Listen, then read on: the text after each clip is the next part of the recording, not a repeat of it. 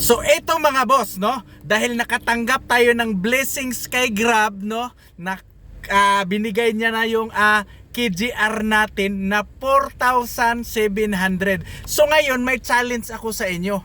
Huhulaan ninyo yung numero, yung butal ng 4,700, no. Ang makakasagot, no, may 1K pang ulam po mga boss, no. Yung natanggap po kay Grab na 4,700, bawasan ko ng 1,000 yun para ibigay ko sa inyo at may pangbili kayong ulam. Simple lang, no. Huhulaan nyo lang ang numerong sobra ng 4,700. Halimbawa, may pumasok ng booking. Halimbawa, 4,001. Oh. Ay, sorry. 4,701 or 4,750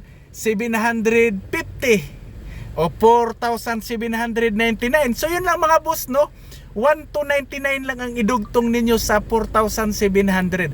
So yun, no, ang makakahula may 1K kayo. Pang-ulam na po yan mga boss, no. At eto may kondisyones po yan.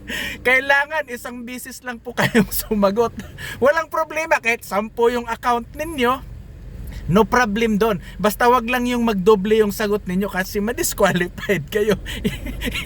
Kahit mahulaan ninyo, hindi nyo makukuha kasi 2 beses kayo sumagot or more, 'di ba? So isang beses lang. Halimbawa, sa isang pamilya ninyo, 3 yung may account or 5 o hula-hula lang mga boss para lang kayong tumaya dito ng 2 digits or sa probinsya last to. So yun lang mga boss, no, hulaan ninyo yung numerong butal ng 4,700, no.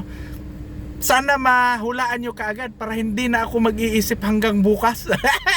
At naman to, no, ipapakita ko naman kaagad pag may nakahula, ipapakita ko kaagad sa inyo yung payout ko sa KGR na 4,700. So yun mga boss, no, good luck po sa mananalo, no, at sa makahula, no.